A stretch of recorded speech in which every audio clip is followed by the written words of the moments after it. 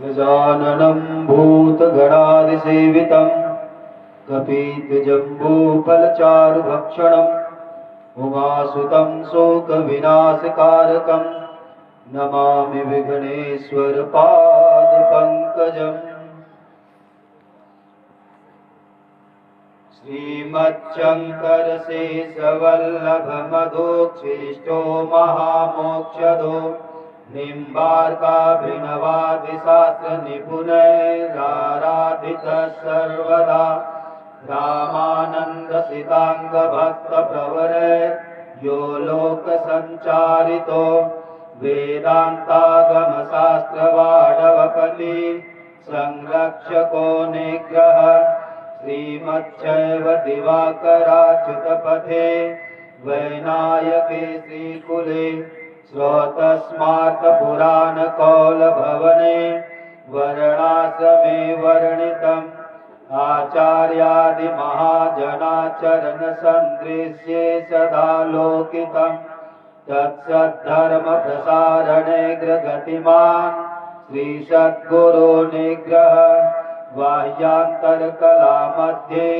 भाण्डब्रह्माण्डचारिणीं वेश्यदां त्रिगुणातीतां वन्दे निग्रहकारिणीं शास्त्रारण्यमहासिंहं शास्त्रसिन्धोऽस्तिमिङ्गलं नुमः समन्वयाचार्यं निग्रहं धूर्तनिग्रहं धर्मसंरक्षणार्थाय धर्मसंहारहेतवे निग्रहाणां च धर्माज्ञा लोके लोके प्रवर्धताम्। प्रेम से बोले गणेश महाराज की जय। बोले सियावर रामचंद्र की जय। पवन सुत हनुमान की जय। बोले जगत जननी माता की जय। उमापति महादेव की जय।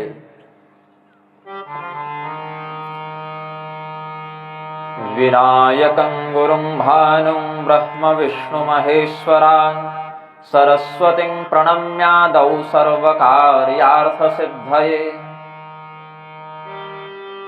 राम रामेति रामेति रमे रामे मनोरमे सहस्रनाम तत्तुल्यं राम नाम वरानने तव तत्त्वं न जानामि कीदृशोऽसि महेश्वर यादृशोऽसि महादेव तादृशाय नमो नमः। अज्ञानतिमिरान्धस्य ज्ञानाञ्जनशलाकया चक्षुरुन्मीलितं येन तस्मै श्रीगुरवे नमः। योजनानां सहस्रे द्वे द्विशते द्वे च योजने एकेन निमिषार्धेन क्रममाणमोऽस्तु ते। बाह्यान्तरकलामध्ये भाण्डब्रह्माण्डचारिणीं वेश्यदां त्रिगुणातीतां वन्दे निग्रहकारिणीं। प्रेम से बोलिए आनंद कंद भगवान की। थोड़ा भगवान नाम संकीर्तन करें। श्री राम जय जय राम श्री राम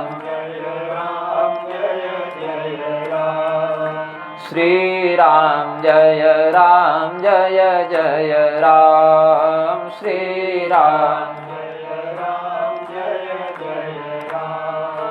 जय जय विघ्नहरण हनुमान जय जय जय जय विघ्नहरण हनुमान जय जय श्री राम जय राम श्री राम श्री राम जय राम श्री राम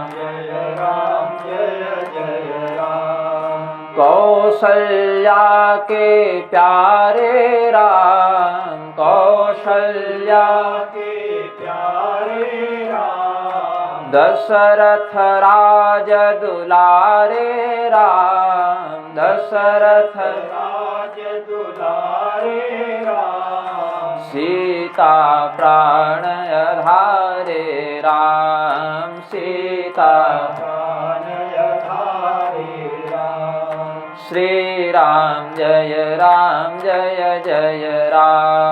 श्री राम जय राम जय राम श्री राम जय जय राम श्री राम जय राम प्रेम से बोलिए आनंद कंद भगवान की। इस प्रसंग में, इस सत्र में हम प्रधानता से भगवान श्री रामचंद्र जी के ज्ञान परक स्वरूप का वर्णन करेंगे। पूर्व सत्रों में हमने भक्ति परक स्वरूपों का वर्णन किया। भगवान श्री रामचंद्र जी के पूर्व वृत्तांतादि के आधार पर जो कथानक वर्णित हैं, भरद्वाज याज्ञवल्क्य संवाद, सती चरित्र, नारद मोह, देवताओं के द्वारा भगवत स्तुति, भगवान का श्री राम लक्ष्मण भरत शत्रुघ्न इन 4 प्रारूपों में अवतार लेना, विश्वामित्र जी के यज्ञ की रक्षा करना, धनुष भंग इत्यादि करके भगवती सीता से विवाह करना, इन सभी भक्ति परक व्याख्यानों पर हमने उपदेश किया। अधुना इस सत्र में हम ज्ञान परक प्रसंगों का चिंतन करेंगे। मानस जी में एक बहुत ही सुंदर प्रसंग है, यद्यपि बहुत लघु प्रसंग है, बहुत विस्तार नहीं है, लेकिन इसकी एक एक पंक्ति बहुत रहस्यमयी है, बहुत दिव्य है, जिसको लोक परंपरा में आचार्यगण लक्ष्मण गीता भी कहते हैं, क्योंकि भगवान श्री रामचंद्र जी ने यह तत्वज्ञान लक्ष्मण जी को दिया है, इसीलिए लक्ष्मण गीता के नाम से। ऐसे लक्ष्मण गीता ये शब्द वर्णित नहीं है, लेकिन अपने भाव के अनुसार आचार्यगण कहते हैं। भगवान श्री रामचंद्र जी का वनवास हो चुका है। अपने पिता दशरथ के वचन को पूर्ण करने के निमित्त भगवान श्री रामचंद्र जी ने, यद्यपि पिताजी अंदर से नहीं चाहते थे कि ये वन को जाएं, किंतु फिर भी माता कैकेयी को जो वचन दे दिया गया, उस वचन की पूर्णता हो, उस वचन से हमारे पिता भटके नहीं, विचलित न हो, ऐसी मर्यादा के संरक्षण के निमित्त भगवान ने सहर्ष वन जाना स्वीकार कर लिया। प्रसन्नतायां नगताभिषेकतस्तथा न ममले वनवास दुःखतः। रात्रि को भगवान ने सूचित किए गए कि आपका राज्याभिषेक प्रातःकाल होने वाला है। भगवान प्रातःकाल जब यह जाने कि वनवास मिलने वाला है, राज्याभिषेक तो होगा नहीं, तो रात्रि के समाचार को सुनकर उन्हें कोई हर्ष नहीं हुआ, प्रातःकाल के समाचार को सुनकर वे खिन्न नहीं हुए। दोनों में एक समान तटस्थ भाव भगवान रखे। अभिषेक से कोई प्रसन्नता नहीं, वनवास से कोई उद्वेग नहीं। ये स्थैर्यत्व, ये गांभीर्य भगवान का विलक्षण गुण है, उनके ईश्वरत्व का वाचक है। सामान्य जन शुभ समाचार पर प्रसन्न हो जाते हैं, अशुभ समाचार पर उद्विग्न हो जाते हैं, लेकिन शुभ और अशुभ दोनों समाचारों को मात्र एक घटना समझकर व्यवहार करने वाला व्यक्ति तत्वज्ञ होता है। भगवान के साथ साथ लक्ष्मण जी ने भी कहा कि हम भी चलेंगे, सीता जी ने भी कहा हम भी चलेंगे। यद्यपि भगवान को ही वनवास दिया था पिता ने, सीता जी और लक्ष्मण जी को नहीं। यहां तक कि गुरु वशिष्ठ ने तो यह भी प्रस्ताव रखा है वाल्मीकि रामायण के अनुसार कि भगवान श्री रामचंद्र जी के स्थान पर सीता जी राजगद्दी पर बैठकर राज्य का संचालन करेंगे।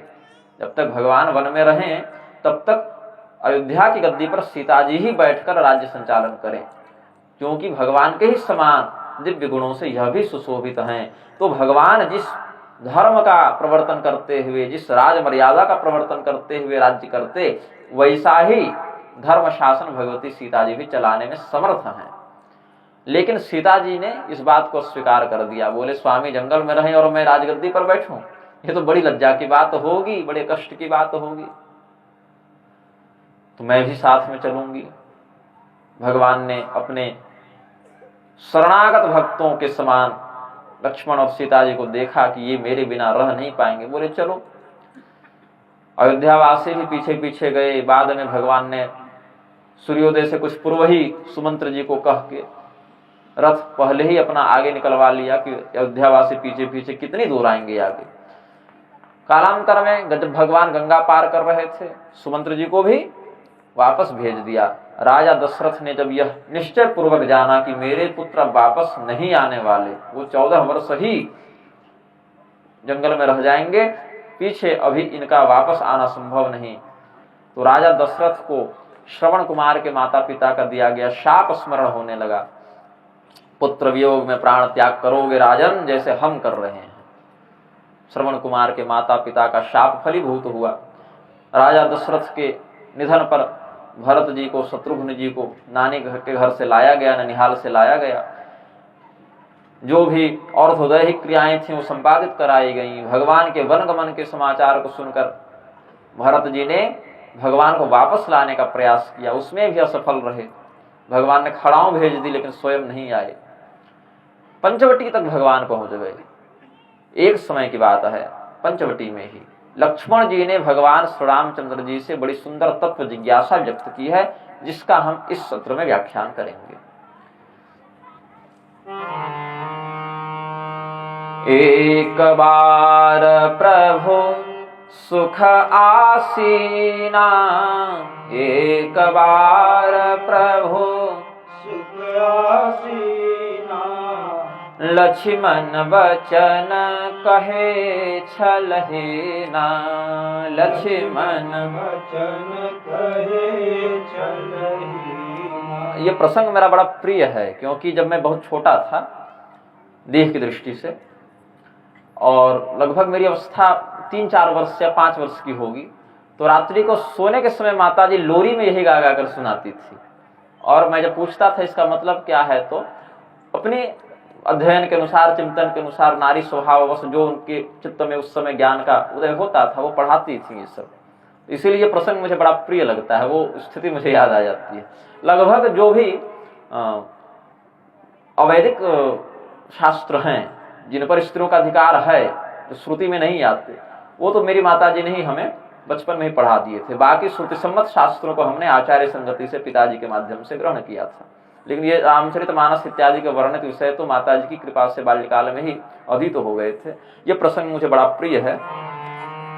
एक बार प्रभु सुख आसीना, लक्ष्मण वचन कहे छलहेना, सुर नर मुनि सचराचर साई, सुर नर मुनि सचराचर साई, मैं पूछूं निज प्रभु की नाई, मैं पूछूं निज प्रभु की नाई। लक्ष्मण जी ने जब यह देखा, भगवान श्री रामचंद्र जी एक अत्यंत मनोरम सुखद शिला पर बैठे हुए हैं। उस शिला पर निश्चिंत भाव से बैठे हुए भगवान को, सुखपूर्वक बैठे हुए भगवान को देखकर लक्ष्मण जी के मन में कुछ जिज्ञासा उत्पन्न हुई।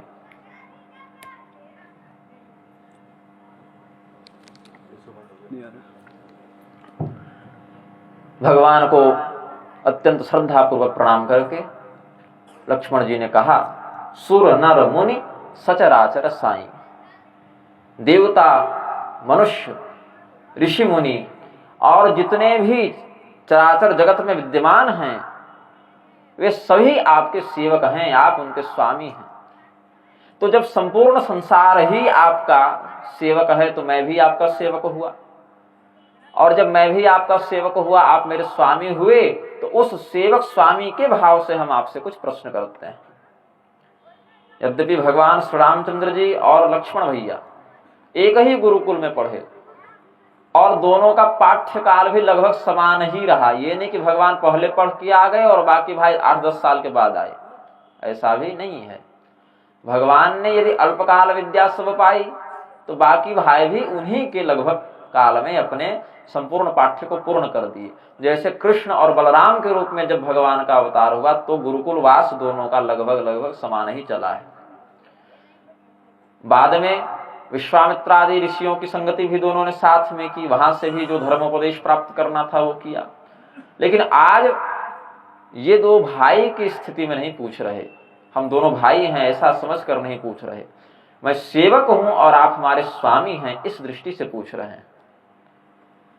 लक्ष्मण जी ने यहां पर दास्य भाव रखा भगवान से, दास्य का भाव रखा, जो हमने कल बताया था आपको। दासोहम और सोहम दो भाव बनते हैं। दासोहम का भाव क्या कहता है, आप मेरे स्वामी हैं, हम आपके सेवक हैं, जिसको हमने कल क्या कहा, पशुपाश विमोक्षणाय, पाश में माया में बंधा यह जीव ही पशु है और इसके स्वामी ब्रह्म ही पशुपति हैं। तो मैं पूछूं निज प्रभु की नाई, मैं आपसे कौन सा संबंध रखकर पूछ रहा हूं, स्वामी और सेवक का संबंध रखकर पूछ रहा हूं। भगवान ने कहा पूछो। मोहि समुझाई कहु सोई देवा, मोहि समुझाई कहु सोई देवा, सब तज करऊं चरण रज सेवा।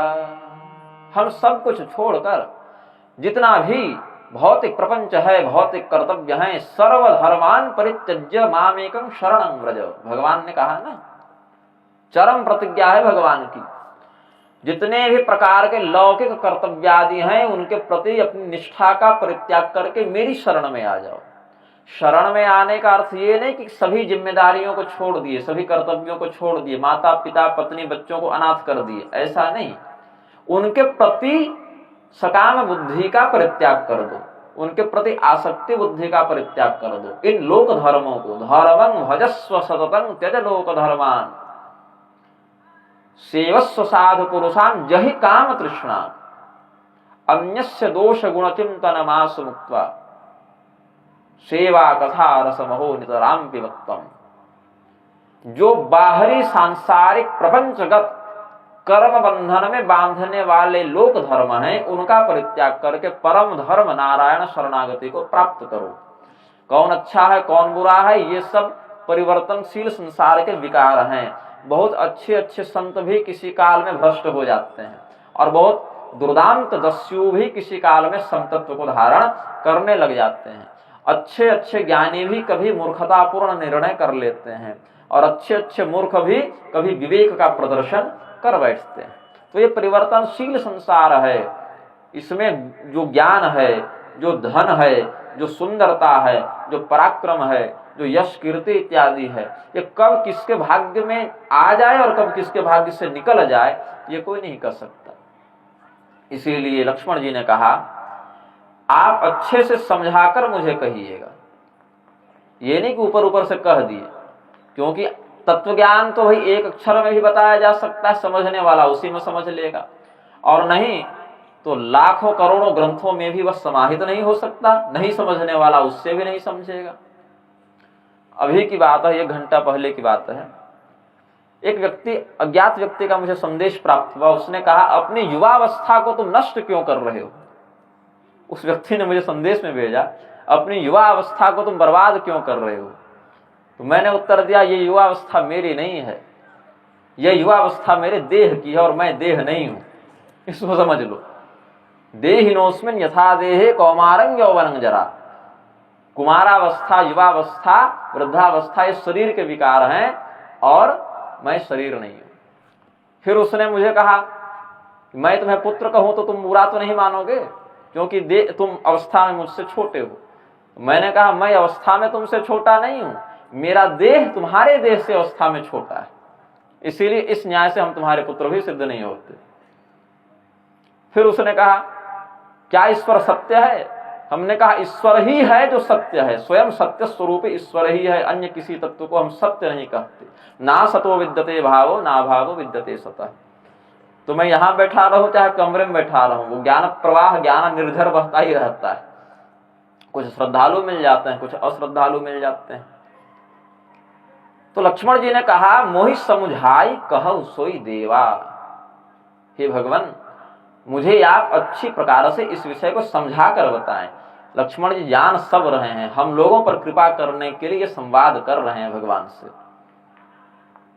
भगवान से यह जो संवाद कर रहे हैं लक्ष्मण जी, हम सांसारिक कर्मानुबंध में फंसे, मनुष्य लोक में जो कर्मानुबंध व्याप्त है उससे फंसे जीवों को उद्धृत करने के लिए, कृपा करने के लिए लक्ष्मण जी यह प्रश्न करते हैं। सब तज करो चरण रज सेवा, सर्वधर्मान परित्यज्य मामेकं शरणं व्रज। ये भाव भगवान ने कहा, भाई क्या प्रश्न है बताओ। कहु ज्ञान विराग अरु माया, कहु ज्ञान विराग अरु माया, कहु सुभगति करहु जेहि दाया, कहु सुभगति करहु जेहि दाया। सबसे पहले प्रभु हमें ज्ञान बताएं, ज्ञान क्या है, ज्ञान का रहस्य क्या है। फिर वैराग्य के विषय में बताएं, वैराग्य क्या होता है, ज्ञान और वैराग्य क्या होता है। हमने सुना है कि ज्ञान और वैराग्य व्यक्ति में प्रतिष्ठित पहले से रहते हैं, कोई बाहर से आ नहीं जाते। ज्ञान और वैराग्य कोई बाहर से नहीं आ जाते, हमारे अंदर ही रहते हैं, हमने सुना है। और किसी माया के वशीभूत होकर इनका पता नहीं चलता। रहता हुआ ज्ञान और वैराग्य भी हमें ज्ञात नहीं होता, हमें उसका अनुभव नहीं होता। क्यों? इसके पीछे किसी माया का हाथ बताया जाता है। वो माया कौन है ये हमें समझा कर बताएं। और ज्ञान और वैराग्य प्राप्त हो भी जाए किंतु भक्ति नहीं हो, संपूर्ण प्रकार के श्रृंगार से आप सुसज्जित कर दें लेकिन उसमें प्राण नहीं हो, तो मुर्दा कितना भी सुंदर श्रृंगार कर लें अशोभनीय ही कहलाएगा। तो माया, ज्ञान वैराग्य, फिर माया और भगवान की जो भक्ति है, जिस भक्ति के वशीभूत होकर भगवान जीव पर दया कर बैठते हैं। जीव के पास ऐसा कुछ नहीं कि भगवान उस पर दया करें, लेकिन भक्ति यदि हो तो भगवान स्वयं दया का व्यवहार कर बैठते हैं। हमें उसका बोध कराइए। फिर कहा, ईश्वर जीव भेद प्रभु सकल कहो समझा, जाते हो चरण रति शोक मोह भ्रम जाय, शोक मोह भ्रम जाय। शोक, मोह और भ्रम, ये तीन तत्वों का नाश हो। जिस ज्ञान से वह ज्ञान आप हमें उपदिष्ट करें, आपके चरणों में जिस ज्ञान के माध्यम से प्रेम का उदय हो, आप हमें उसका उपदेश करें। ईश्वर क्या है, जीव क्या है, इन दोनों के मध्य क्या संबंध है, क्या भेद है, ईश्वर किसे कहते हैं, जीव किसे कहते हैं, ये बताइए। और सकल कहो समुझाई, अच्छे से समझाकर कहिएगा। भगवान श्री रामचंद्र जी ने जितने प्रश्न लक्ष्मण जी ने किए हैं, ज्ञान क्या है, वैराग्य क्या है, माया क्या है, भक्ति क्या है, ईश्वर क्या है, जीव क्या है, ये प्रधानता से प्रश्न लक्ष्मण जी ने किए। भगवान ने उत्तर देना प्रारंभ किया लक्ष्मण जी को। थोरे ही मह सब कहमु बुझाई, थोरे सब कहमु बुझाई, सुनहु तात मति मन चित लाई, सुनहु तात मति मन चित लाई। मैं अरु मोर तोर तय माया, मैं अरु मोर तोर तय माया, जेहि बस कीन है जीवन काया, जेहि बस कीन है जीवन काया। लक्ष्मण, तुमने 6 प्रश्न लगभग कर दिए। ज्ञान, वैराग्य, माया, भक्ति, ईश्वर और जीव, इन 6 विषयों के ज्ञान को तुम ग्रहण करना चाहते हो। समझाकर कहने के लिए तुमने निवेदन किया। मैं बहुत थोड़े शब्दों में कहूंगा, लेकिन समझाने में जो समर्थ हो ऐसी शैली में कहूंगा। थोड़े ही कहूंगा, ज्यादा नहीं कहूंगा, इस विषय में बहुत विस्तार से नहीं कहूंगा, लेकिन ऐसी शैली में कहूंगा कि तुम समझ जाओ, कम में ही समझ जाओ। लेकिन उसके लिए आवश्यकता क्या है? भगवान थोड़े में ही सब कुछ समझा देंगे, लेकिन आवश्यकता क्या है इसमें? सुनहु तात मति मन चित लाई, एकाग्र चित्त होकर जो मैं कह रहा हूं बिना ध्यान इधर उधर भटकाए सुनोगे तब बात समझ में आएगी। मन यदि इधर उधर चला गया तो मैं कुछ भी बोल लूं, आप कुछ भी देख लें, सुन लें, उसको आप ग्रहण नहीं कर सकते, धारण नहीं कर सकते। इसीलिए इस ज्ञान को धारण करने के लिए सर्वप्रथम योग्यता क्या है? शांत चित्त होकर ध्यान से श्रवण करें, क्या ज्ञान है उसको सुने, सुनकर धारण करें, तब यह बात समझ में आएगी। सबसे पहले माया के विषय में प्रारंभ किया। माया की स्थिति परिभाषा स्पष्ट हो जाएगी तो बाकी सब तुरंत स्पष्ट होते जाएंगे। माया के विषय में व्यक्ति का जो भ्रम है, संदेह है, वह नष्ट हुआ तो जीव ईश्वर ज्ञान वैराग्य भक्ति उसके लिए समझना सरल हो जाएगा। तो पहले माया से भगवान ने प्रारंभ किया। मैं अरु मोर तोर तई माया, मैं अरु मोर तोर तई माया, यही है मैं और मेरा, तुम और तुम्हारा, ये माया जानो। कैसे? कल हमने कहा अघटन घटनापटे यसी विभ्रांत कारिणी माया, जो नहीं है उसके होने का भी जो भ्रम उत्पन्न कर दे वही माया। सामान्य भाषा में जो घटना घटित नहीं हो रही उस घटना को भी जो घटित करवाने का भ्रम उत्पन्न कर दे, व्यक्ति के चित्त को भ्रमित कर दे, उसको माया कहते हैं। तो यह मैं हूं, यह मेरा है, यह सोचना माया का एक उदाहरण हुआ, एक लक्षण हुआ। जैसे मैंने कहा यह मैं हूं, तो क्या ये मैं हूं? नहीं, ये तो त्वचा है, ये तो चमड़ी है। क्या चमड़ी मैं हूं? नहीं। क्या इस चमड़ी को अगर निकाल कर रख दिया जाए तो क्या उसको भागवतानंद गुरु कहा जाएगा? ऐसे नाम के आगे श्री है मेरे, श्री भागवतानंद गुरु, लेकिन लोग कहे श्री लगाकर अपने नाम के आगे स्वयं कह रहे हैं। जैसे श्रीधर, श्रीनिवास, श्रीकांत, ये सब श्री युक्त ही नाम है ना। तो मेरा नाम ही इस जन्म में श्री भागवतानंद गुरु है, लेकिन व्यवहार में लोग श्री हटाकर बोलने लगे हैं। तो अगर इस चमड़ी को मैं निकाल कर रख दूं तो क्या उसकी संज्ञा श्री भागवतानंद गुरु की हो जाएगी? नहीं। उसको क्या कहेंगे? चमड़ी है, त्वचा है। यदि अपने नेत्रों को निकाल कर रख दूं, कान को काट कर रख दूं, हाथ पैर काट कर रख दूं, तो क्या उसको भी मेरा नाम दिया जा सकता है? नहीं दिया जा सकता।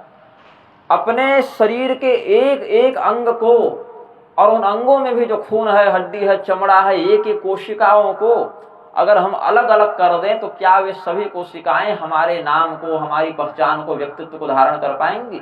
नहीं। हाँ, ये अवश्य है, यदि हाथ को काट के रख दिया जाए तो क्या कहेंगे? ये श्री भागवतानंद गुरु का हाथ है, मतलब श्री भागवतानंद गुरु तब तो कोई और है, हाथ कुछ और है, अलग पहचान हो जाएगी। और अगर पूरे शरीर को काटे बिना हम ही मर गए, निकल गए शरीर छोड़कर, तो क्या कहेंगे? ये श्री भागवतानंद गुरु का शरीर है। फोन कर दिया जाएगा गुरुजी गुजर गए। गुजर गए मतलब वो कोई और तत्व था, क्योंकि शरीर तो यहीं पड़ा हुआ है ना। शरीर तो नहीं गया कहीं, वो तो यहीं पड़ा है। तो जो गुजर गया इस नाम से उसी को संबोधित किया जाता था, और जिसे संबोधित किया जाता था वो स्वयं को मैं यह शरीर हूं ऐसा मान बैठा था। ये माया का एक उदाहरण है। माया वह शक्ति है जिसके वशीभूत होकर व्यक्ति मैं और मेरा ये भ्रम पाल लेता है। इसी को तुम और तुम्हारा इस परिप्रेक्ष्य में भी देख लेते हैं। प्रथम पुरुष, मध्यम पुरुष, उत्तम पुरुष है ना। तो मध्यम उत्तम दृष्टि से मैं और मेरा, तुम और तुम्हारा, वह और उसका, ऐसे तीनों पुरुषों में बात बन जाएगी व्याकरण की दृष्टि से। ये माया का, और ये माया क्या करती है? यही बसकीन है जीव निकाया। जितने भी प्राणी मात्र जीव जगत हैं ये सभी इस माया के वशीभूत हैं, इसी के अंदर आ जाते हैं। चाहे देवता हो, मनुष्य हो, पशु हो, प्रबुद्ध हो, मूर्ख हो, कोई भी हो, इस शरीर को ही अपना वास्तविक स्वरूप समझने वाले जो अज्ञान कारक संस्कार हैं वो माया के द्वारा उत्प्रेरित किए जाते हैं, माया के द्वारा नियंत्रित होते हैं। और अगर थोड़े विस्तार से कह दें, व्यापक दृष्टि से कह दें, तो भगवान ने उपदेश किया, गो गोचर जहां लगी मन जाए, गो गोचर जहां लगी मन जाए, सो सब माया जाने हो भाई, सो सब माया जाने हो भाई, तेहि कर भेद सुनहु तुम सोवो तेहि कर भेद, सुनहु तुम सोवो विद्या अपर अविद्या दोवो, विद्या अपर अविद्या दोवो। गो और गोचर प्रातः काल के सत्र में, मतलब इससे पूर्व वाले है तो मध्याह्न वही दोपहरी है, शाम तक उठते हैं, लेकिन पूर्व सत्र में हमने गो शब्द की व्याख्या की थी। गो कहते हैं इंद्रियों को, गो कहते हैं वाणी को, गो कहते हैं वेदों को, गो कहते हैं पृथ्वी को। ऐसे गो के बहु पर्याय अर्थ समझ में आते हैं। तो गो इंद्रिय को भी कहते हैं। हमारे नेत्र, कर्ण, नासिका इत्यादि इंद्रियां जहां तक जाएं उसको माया कहते हैं। वो ब्रह्म नहीं है, वो माया है। जहां तक का हम दर्शन अपने इन नेत्रों से कर सकते हैं, जहां तक का श्रवण हम अपने इन कर्णों से कर सकते हैं, जहां तक के वस्तुओं का आस्वादन हम अपनी जिह्वा से कर सकते हैं, वर्णन अपनी जिह्वा से कर सकते हैं, मुख से कर सकते हैं, वागेंद्रिय से कर सकते हैं, वो माया का स्वरूप जानना चाहिए। यच्चक्षुषा न पश्यति येन चक्षुंषि पश्यति तदेव ब्रह्मत्वं विद्धि नेदं यदिदमुपासते। गुरु ने कहा शिष्य से, यहां भी गुरु शिष्य का ही भाव रखकर बात कर रहे हैं भगवान। गुरु स्वामी होता है, शिष्य उसका सेवक होता है।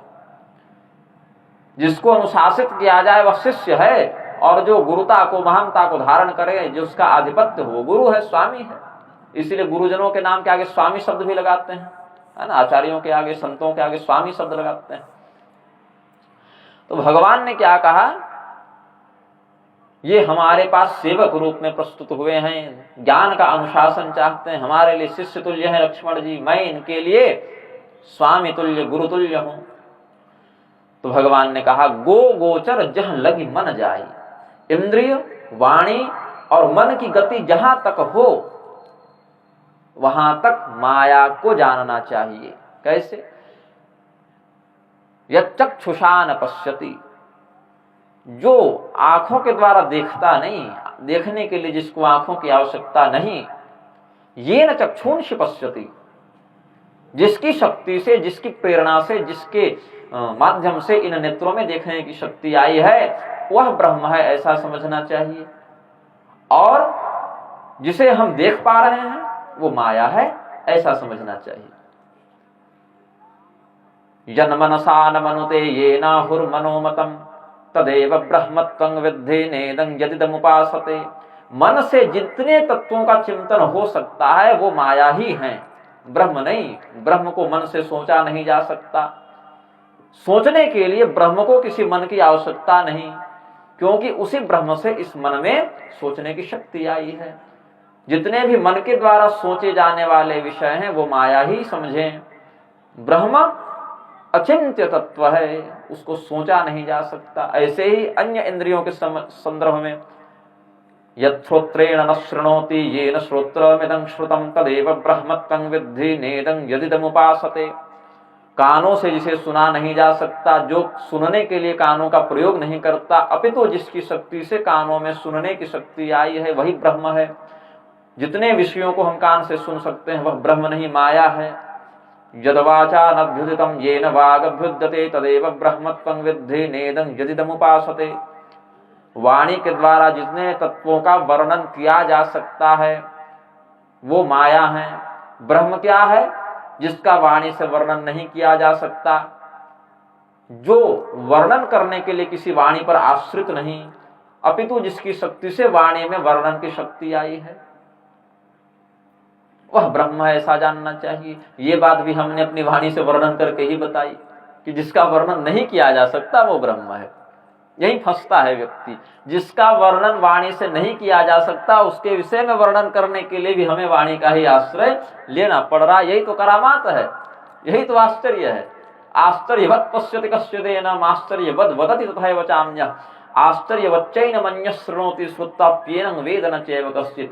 उस अविनाशी चेतन तत्व का जब व्यक्ति वर्णन करता है तो लगता है किसी आश्चर्य का वर्णन कर रहा है। ऐसा कैसे हो सकता है? जब उस तत्व ज्ञान का दर्शन करता है, अपने तात्विक रूप का, आत्म रूप, ब्रह्म रूप का, तो आश्चर्य के समान दर्शन करता है। जब लोग सुनते हैं तो आश्चर्य के समान सुनते हैं, और बहुत से लोग ऐसे भी हैं जो श्रुत्ताप्येनं वेद न चैव कश्चित्, सुनकर भी इसको यथार्थतः ठीक ठीक समझ नहीं पाते। तो भगवान ने क्या कहा, गो गोचर जह लगी मन जाए, सो सब माया जानहि भाई। हमारे मन की, इंद्रियों की, इंद्रियगत विषयों की जहां तक गति हो सकती है वहां तक माया का विस्तार है, ऐसा जानो। अब माया के भी दो प्रकार हैं, माया के दो प्रकार हैं। यहां पर माया जो है प्रकृति का वाचक शब्द है। यहां माया शब्द से हमें प्रकृति का वाचन समझना चाहिए।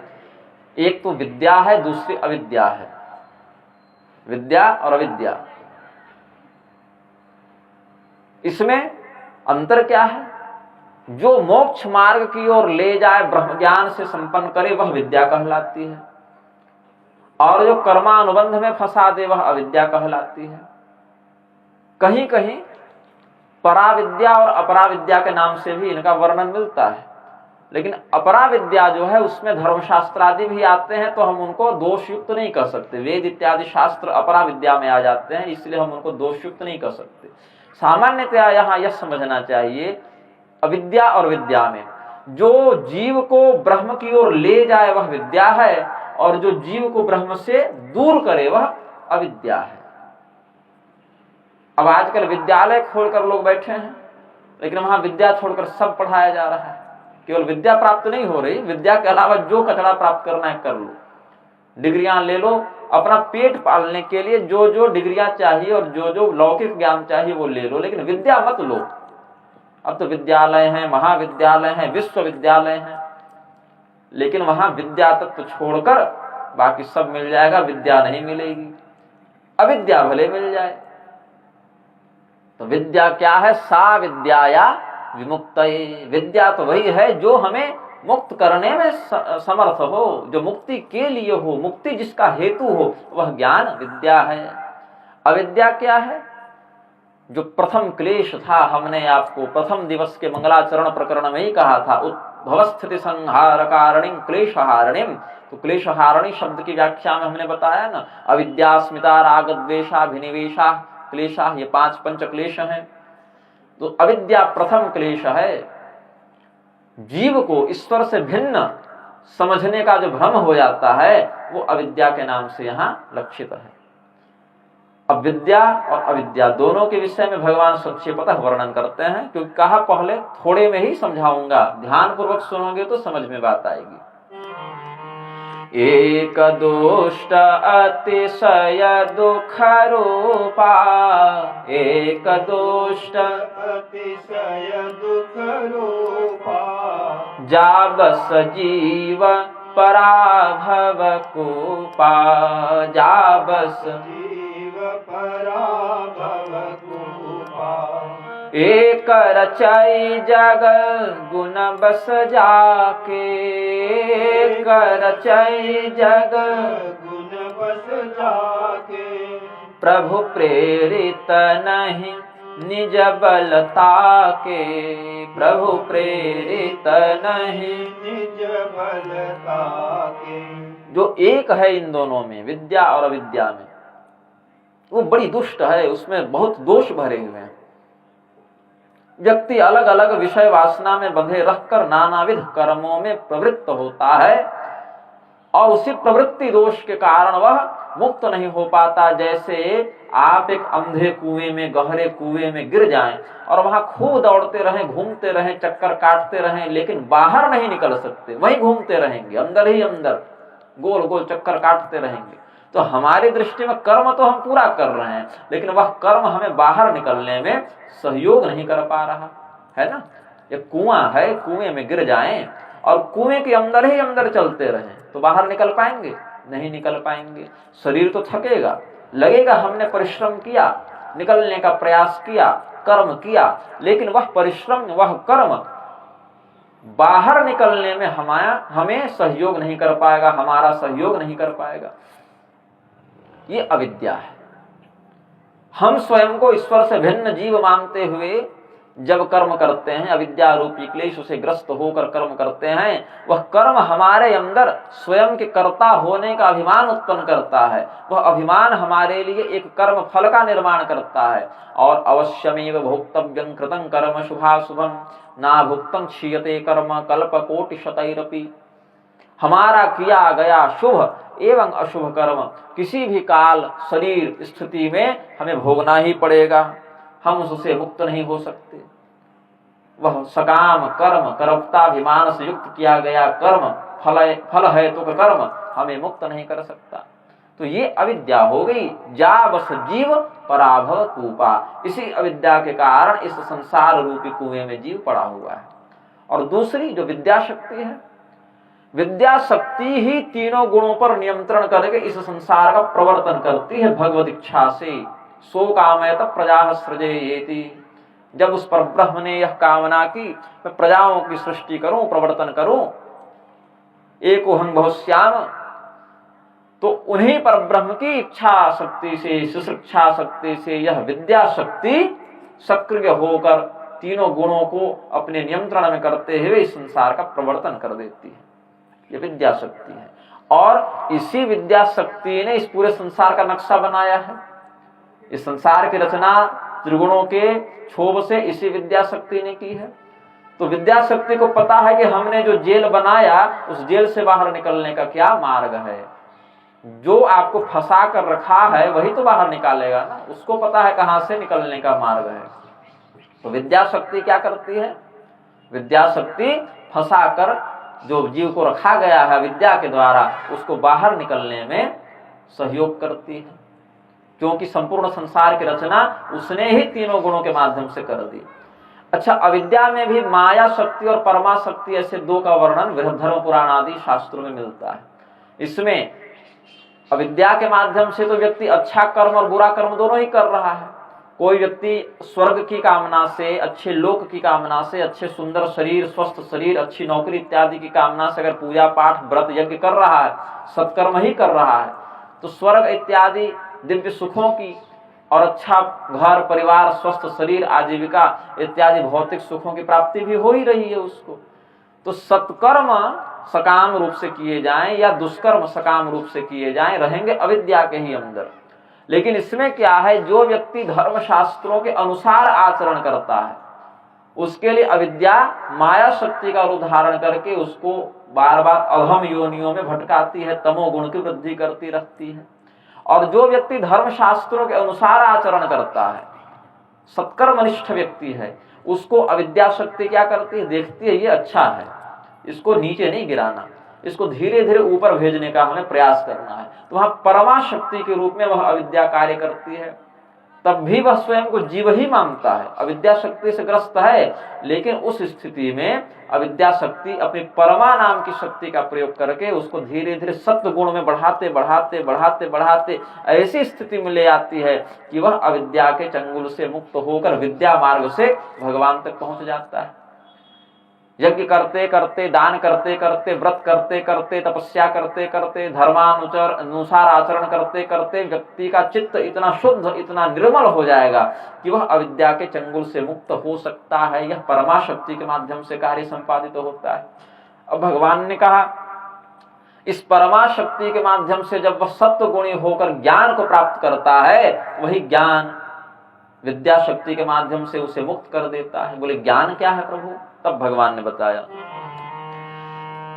ज्ञान मान जहाँ एक नाही, ज्ञान मान जहाँ एक नाही, देख ब्रह्म समान सब माही, देख ब्रह्म समान सब माही, कहिय तात सो परम विरागी, कहिय तात सो परम विरागी, तृण सम सिद्धि तेने गुण त्यागी, तृण सम सिद्धि तेने गुण त्यागी। ज्ञान उस व्यक्ति में प्रतिष्ठित होता है जो व्यक्ति बाकी सभी तत्वों की ओर उपेक्षा दृष्टि से देखता है, धन कमाने में लगा रहे, यश कमाने में लगा रहे, पराक्रम बढ़ाने में लगा रहे, तो ज्ञान प्राप्त नहीं कर सकता। ज्ञान तभी प्राप्त होता है जब व्यक्ति बाकी सभी चीजों की ओर से मन को हटाकर केवल ज्ञान प्राप्ति के ही लक्ष्य की ओर बढ़े आगे। एक बार ज्ञान प्राप्ति हो गई, उसके बाद वहां से वह दो मार्ग की ओर जा सकता है, प्रवृत्ति और निवृत्ति। प्रवृत्ति मार्ग में जाने का अर्थ है अपने ज्ञान का प्रयोग करके संसार में बहुत नाम, सम्मान, यश, प्रतिष्ठा, धन इत्यादि कमाने की चाह। अथवा निवृत्ति मार्ग की ओर कि नाम, धन, यश, प्रतिष्ठा इत्यादि सब नश्वर हैं, उसमें तो पहले भी फंसे हुए थे, अब ज्ञान मिलने के बाद भी फंसे रहेंगे तो क्या लाभ। इसीलिए ज्ञान का प्रयोग करो यहां से बाहर निकलने के लिए। ये दो बातें। तो ज्ञान क्या है? वास्तव में ज्ञान वही है जो निवृत्ति की ओर ले जाए, प्रवृत्ति की ओर नहीं। प्रवृत्ति की ओर ले जाने वाले जो ज्ञान है उनको ब्रह्म ज्ञान, तत्व ज्ञान नहीं कहते, वो लौकिक ज्ञान हो सकते हैं, पोथी पढ़ी पढ़ी जगमुआ वाले हो सकते हैं, लेकिन वो ज्ञान जो निवृत्ति की ओर ले जाए, जिसमें किसी प्रकार का मान इत्यादि से युक्त दोष न हो, वास्तव में ज्ञान वही है। हृदय ज्ञानान्न मुक्ति, इसीलिए कहा ऐसे ज्ञान के बिना मुक्ति नहीं है। भगवान ने ज्ञान को क्या कहा? जो मान से रहित हो, वही ज्ञान है। मान दो अर्थों में, एक तो मान, सम्मान, यश, प्रतिष्ठा, इसके अर्थ में मान, दूसरा परिमाण इत्यादि के अर्थ में कि ज्ञान वह है जो असीमित है। असीमित कौन है? अनंत कौन है? ब्रह्म अनंत है, ब्रह्म असीमित है। और ज्ञान यदि असीमित अनंत हुआ मतलब वह ज्ञान ब्रह्म का ज्ञान है, ब्रह्म ज्ञान है, ईश्वरीय ज्ञान है। तो बाकी जो कोर्स सिलेबस वाला व्यक्ति पढ़ा वो ज्ञान नहीं है, वो प्रवृत्ति परक एक प्रकार से अज्ञान ही कहलाएगा, क्योंकि वह मुक्त करने में समर्थ नहीं है। जब वह ज्ञान निवृत्ति की ओर ले जाए तभी वास्तव में ज्ञान कहते हैं कि दोबारा यहाँ फंसना न पड़े। उस स्थिति में जब वह ज्ञान अनंत हो जाएगा, अमान हो जाएगा, मान रहित हो जाएगा, सीमित नहीं रहेगा, ब्रह्म के तत्व को जानकर ब्रह्म के ही समान वह ज्ञान अनंत हो जाएगा, तो क्या दृष्टि बनेगी? देख ब्रह्म समान सब माही, सर्वत्र उसको ब्रह्म तत्व का ही दर्शन होगा। शुद्ध हो, अशुद्ध हो, अच्छा हो, बुरा हो, सुंदर हो, कुरूप हो, राजा हो, रंक हो, सर्वत्र उसको ब्रह्म का ही दर्शन होगा, ईश्वर का ही दर्शन होगा। जैसे सोने से आप कुंडल बना लें, सोने से आप हार बना लें, सोने से अंगूठी बना लें, सोने से मांग टीका कहते हैं वो बना लें, मंगलसूत्र बना लें, नथिया बना लें, जो भी बना लें, एक सुनार उसमें स्वर्ण तत्व का ही दर्शन करेगा, बाहर की आकृति पर ध्यान नहीं देगा। मिट्टी से घड़ा बना लें, मूर्ति बना लें, दीपक बना लें, सुराही बना लें, जो बना लें, एक कुम्हार उसमें मृत्तिका तत्व का ही दर्शन करेगा। उसी प्रकार से जो ब्रह्मनिष्ठ होता है वो बाहर से चाहे खंभा देखे, मंदिर देखे, स्मशान देखे, वृक्ष देखे, गाय देखे, कुत्ता देखे, ब्राह्मण देखे, चांडाल देखे, उसको सर्वत्र भगवान का ही बोध होगा, दर्शन होगा। विद्या विनय संपन्ने ब्राह्मणे गवि हस्तिनी शुनि चैव स्वपाके च पंडिता समदर्शिना। ये समदृष्टि जब हो जाएगी, यद्यपि इस स्थिति में भी भगवान ने कहा न बुद्धि भेदम जनयेत ज्ञानां कर्म संगिनाम जोषयेत सर्वकर्माणि विद्वान युक्त समाचरण। सर्वत्र भगवान व्याप्त हैं ऐसा बोध हो जाए, ऐसी दृष्टि हो जाए तो भी व्यक्ति को सामान्य व्यवहार ही करना है। जैसे गंगा जल में भी भगवान दिख रहे हैं और विष्ठा में भी भगवान दिख रहे हैं, तो गंगा जल से पूजन करने के बजाय विष्ठा ही चढ़ा दो, ऐसा नहीं काम चलेगा वहां, क्योंकि हम ब्रह्मज्ञानी हैं, पूरा संसार ब्रह्मज्ञानी नहीं है। वो आपको देखकर भ्रमित हो जाएगा। आपने उस ब्रह्म ज्ञान को प्राप्त किया, आपकी दृष्टि वैसी बन गई है, पूरे संसार की वह दृष्टि नहीं बनी। इसलिए उनको अपने ब्रह्म ज्ञान वाले आचरण से भ्रमित न करे, उनके लिए वही आचरण करे जो धर्मशास्त्र बताए हैं लोक व्यवहार के लिए। केवल अपने अंदर के राग द्वेष आसक्ति का नाश करने के लिए ब्रह्म दृष्टि रखे, अंदर से किसी के लिए हित अहित, शुभाशुभ, अपना पराया का चिंतन नहीं करे, लेकिन बाहर से आचरण में जो उचित है और जो अनुचित है धर्मशास्त्रीय मर्यादा में, उसी का व्यवहार में प्रयोग करे, ताकि बाकी लोग उस धर्म का आचरण करते करते करते करते जब पूर्व संस्कार को दग्ध कर देंगे, उनके अंदर धीरे धीरे ज्ञान प्रतिष्ठित होगा, तब वो आगे बढ़ेंगे। महात्माओं की नकल करके व्यक्ति बहुत नीचे गिर जाता है, क्योंकि महात्मा गण किस स्थिति में कौन सा कर्म किस चिंतन दृष्टि से किए ये तो पता रहता नहीं। वो किस स्तर की साधना के माध्यम से किस कर्म को कर रहे थे।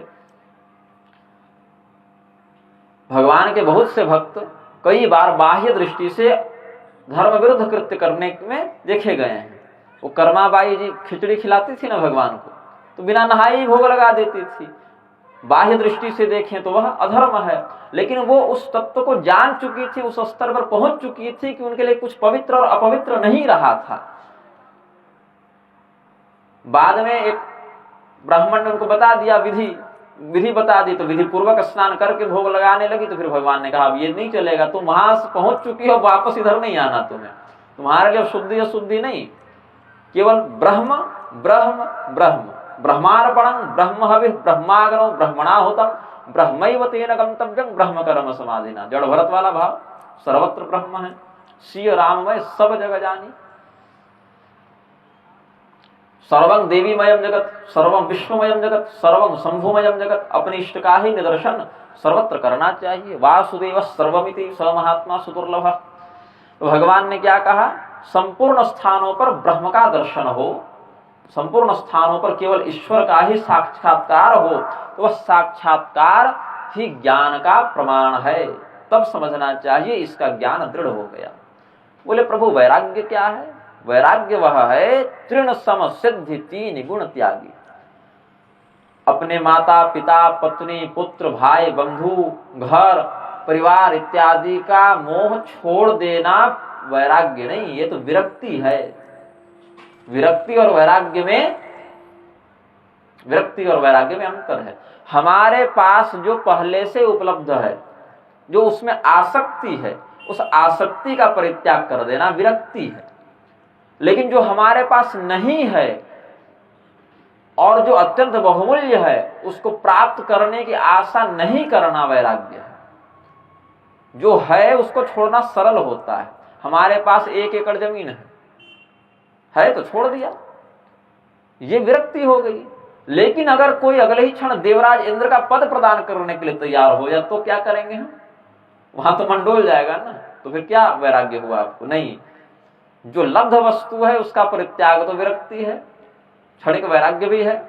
किंतु जो अलब्ध वस्तु है, जिसको प्राप्त करना बहुत कठिन है, बहुत दुर्लभ है, उसको प्राप्त करने की इच्छा भी नहीं रखना। यदि कदाचित प्राप्त हो भी जाए तो उस पर आसक्ति का भाव नहीं रखना, यह परम वैराग्य है। कही यतात सो परम विरागी, तृण समान सम सिद्धि तीन गुण त्यागी। सत्व गुणोपेत, रजोगुणोपेत, तमोगुणोपेत, अणिमा लघिमा गरिमा महिमा इत्यादि जो दिव्यतम शक्तियां हैं, दिव्यतम सिद्धियां हैं। सामान्य दृष्टि से देखें तो 8 सिद्धियां हैं, थोड़ी और बृहद दृष्टि से देखें तो 18 सिद्धियां हैं, और थोड़ी और बृहद दृष्टि से देखें तो 30-32 तक सिद्धियों की संख्या छोटे बड़े प्रारूप को मिलाकर जाती है। इतनी दिव्य चमत्कारिक शक्तियों को व्यक्ति प्राप्त हुआ देखकर भी उनको तिनके के समान छोड़ने का साहस रखे, धैर्य रखे, तो उसको परम वैराग्यवान जानना चाहिए। ये भगवान ने उपदेश किया। अब ईश्वर आदि का वर्णन करते हैं। माया ईसन आप कहूं, जान कहिय सो जीव। माया ईसन आप कहूं, जान कहिय सो जीव। बंध मोक्ष प्रद सर्व पर, माया प्रेरक शिव। बंध मोक्ष प्रद सर्व पर, माया प्रेरक शिव। जो हमने पूर्व काल में भी स्कंदोपनिषद इत्यादि के आधार पर बताया था, वेदोक्त मत से, पाशबद्ध सदाजीव पाशमुक्त सदाशिव, और संहितात्मक ग्रंथों से बताया, तुषबद्धो व्रीहिरुच्यते जनैस्तुषहीनस् तण्डुलेति कथ्यते इत्यादि वचनों से।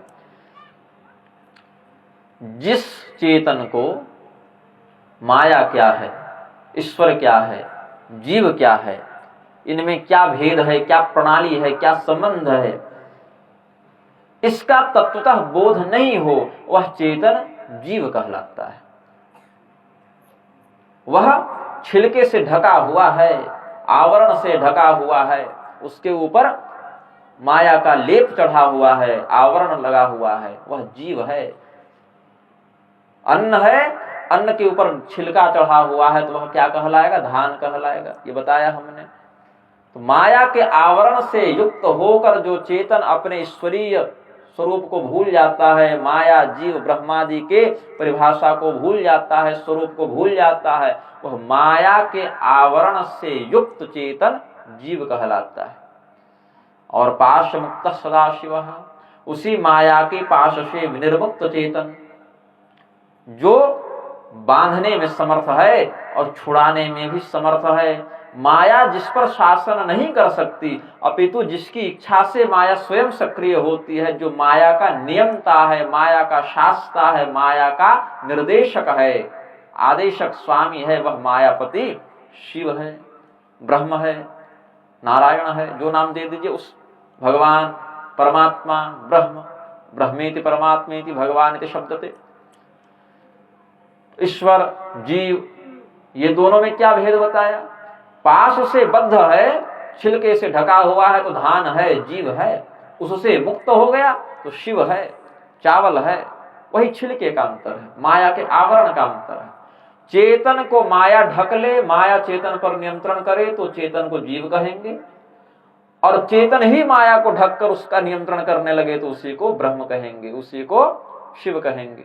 यही अंतर सामान्य दृष्टि में समझना चाहिए, इससे अधिक सरल नहीं समझा सकता इस विषय। जिस चेतन को माया अपने नियंत्रण में कर ले वह चेतन जीव है, और जो चेतन माया को नियंत्रित करे वह चेतन ब्रह्म है। फिर भगवान ने आगे वर्णन किया, धर्मति बिरति जोगत ज्ञाना, धर्मति बिरति ज्ञान मोक्ष प्रद वेद बखाना, ज्ञान मोक्ष प्रद वेद बखाना, जाते वेगी द्रवऊ में भाई, जाते वेगी द्रवऊ में भाई, सो मम भगति भगत सुखदाई, सो मम भगति भगत सुखदाई। धर्मते बिरति जोगते ज्ञाना। अब इनकी प्राप्ति कैसे हो प्रभु, आपने ज्ञान का, वैराग्य का जो एक शाब्दिक अर्थ है, लाक्षणिक अर्थ है, वह बता दिया। प्राप्ति कैसे हो, कहा धर्मानुचरण करते हुए, धर्म के अनुसार यदि आप कर्तव्य में लगे रहें तो उससे वैराग्य का जन्म होता है। विरक्ति शब्द यहाँ वैराग्य परक भी माना जाएगा, क्योंकि पहले तो विरक्ति होगी, वही विरक्ति वैराग्य का रूप धारण करेगी। जो विरक्ति है वही तो दृढ़ पुष्ट होकर वैराग्य बन जाएगी ना। जो अभी नहीं मिला उसको छोड़ना तो उस समय परीक्षित होगा जब मिलेगा, लेकिन जो पहले से प्राप्त है प्रारंभ तो यहीं से करेंगे, इसी को छोड़ने से करेंगे। तो कहा भगवान ने धर्म के आचरण से वैराग्य की प्राप्ति होती है, विरक्ति की, वैराग्य की प्राप्ति होती है धर्म के आचरण से। धर्म का व्यक्ति आचरण करता रहेगा तो सत्व गुण बढ़ेगा, सत्व गुण बढ़ेगा तो विवेक में वृद्धि होगी, विवेक में वृद्धि होगी तो उसे समझ में आएगा कि मैं कहाँ फंसा हूं और मुझे कहाँ जाना है, ये उसे बोध होगा। तो धीरे धीरे उसके अंदर वैराग्य बुद्धि का उदय होगा। योगतः ज्ञान, योग के माध्यम से उसमें ज्ञान का उदय होगा। योग क्या, समत्वं योग उच्यते, सर्वत्र समदृष्टि रखते हुए, ईश्वरीय दृष्टि रखते हुए व्यवहार करना योग है। और भगवान ने कहा देख ब्रह्म समान सब माही, सर्वत्र ब्रह्म दृष्टि रखो, समान दृष्टि रखो ब्रह्म के समान। तो समत्वं योग उच्यते, समता का दर्शन करना ही, समता का भाव आंतरिक रूप से समता का, सबों में वही आत्म तत्व ब्रह्म तत्व प्रतिष्ठित है, इसका चिंतन करना। बाहर से देहगत व्यवहार वर्णाश्रमानुसार मर्यादा का ही करना चाहिए व्यक्ति।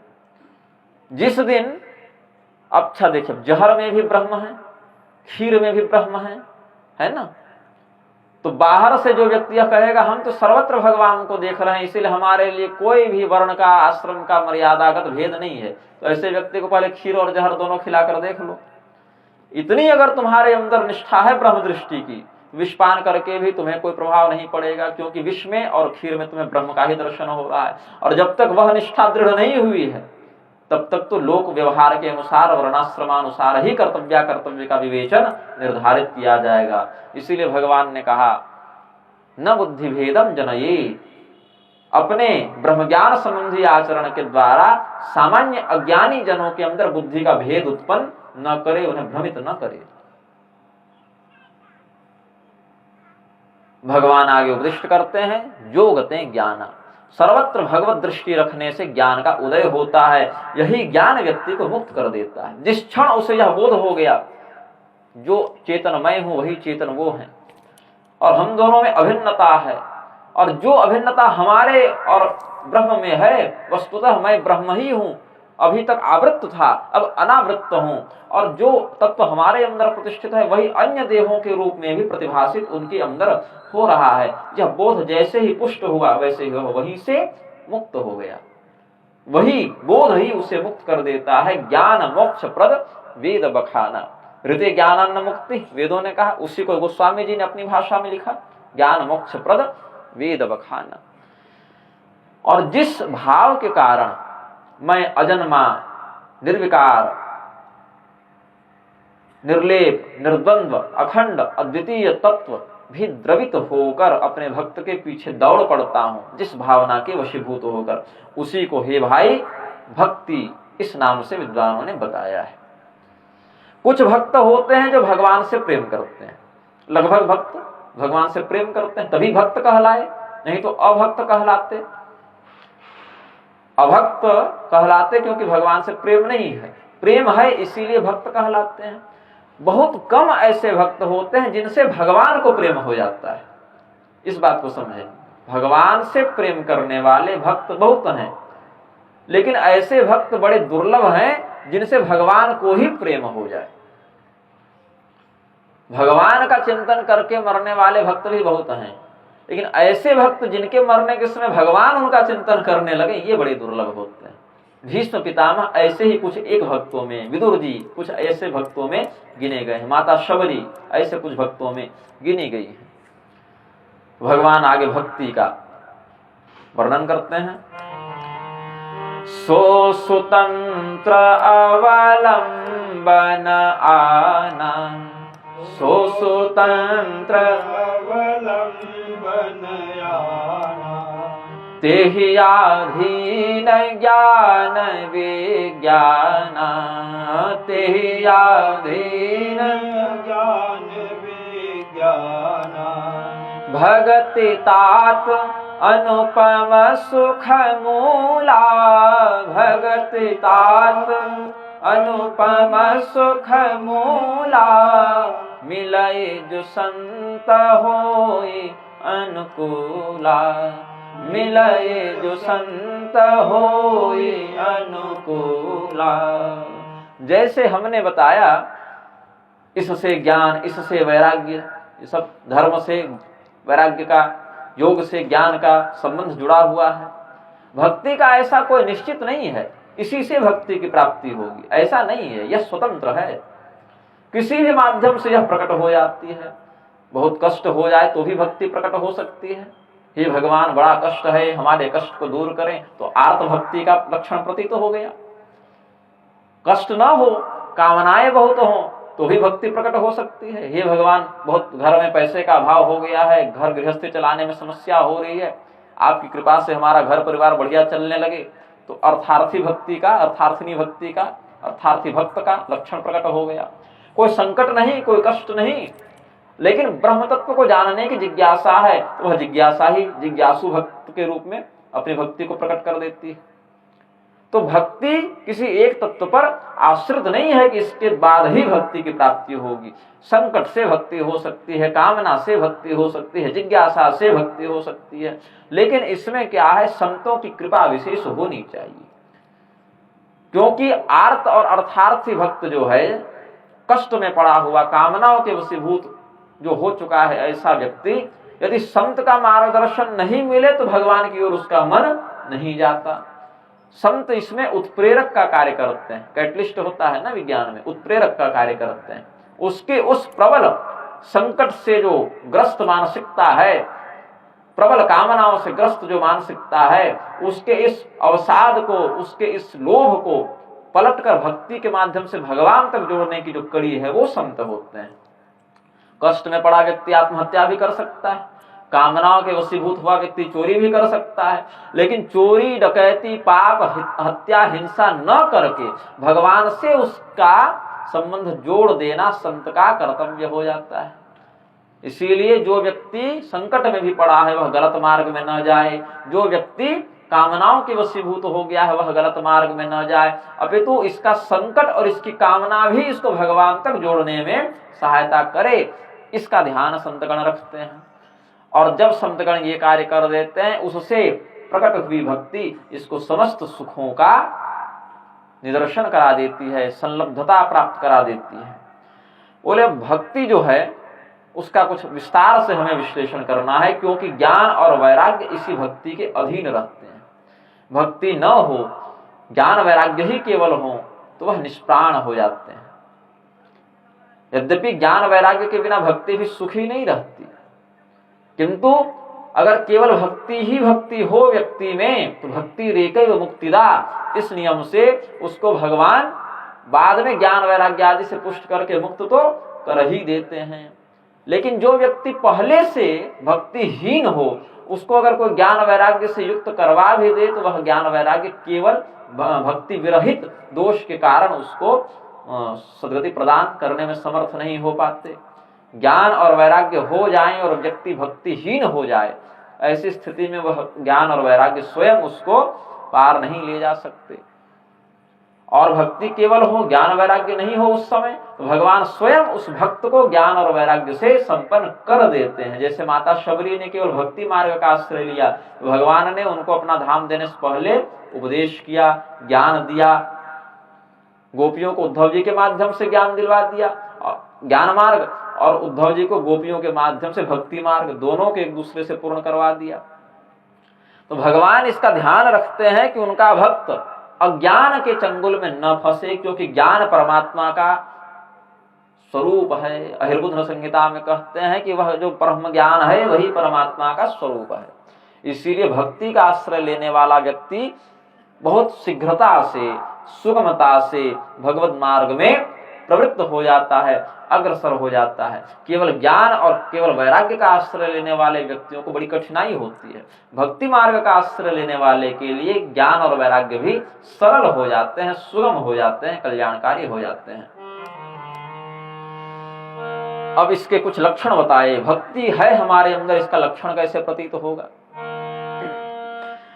श्रवणादिक नव भक्ति दृढ़ाहि, श्रवणादिक नव भक्ति दृढ़ाहि, मम लीलारति अति मन माहि, मम लीलारति अति मन माहि। ये प्रचलित लक्षण बता रहा हूं मैं, ये प्रारंभिक लक्षण नहीं, अंतिम लक्षण नहीं, ये प्रचलित लक्षण है।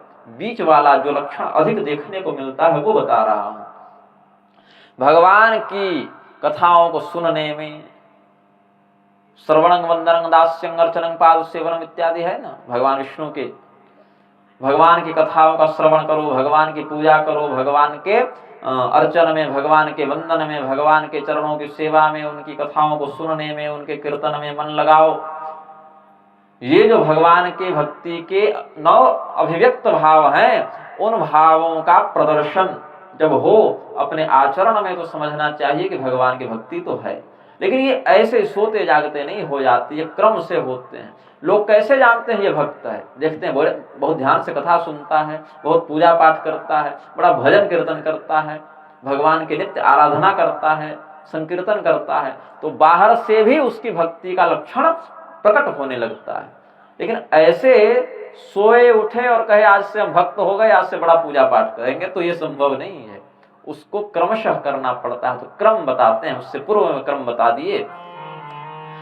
प्रथम ही विप्रचरण अति प्रीति, प्रथम ही विप्रचरण अति प्रीति, निज निज कर्म निरत श्रुति रीति, निज निज कर्म निरत श्रुति रीति, एहि कर फल पुनि विषय विरागा, एहि कर फल पुनि विषय विरागा, तब मम धर्म उपज अनुरागा, तब मम धर्म उपज अनुरागा।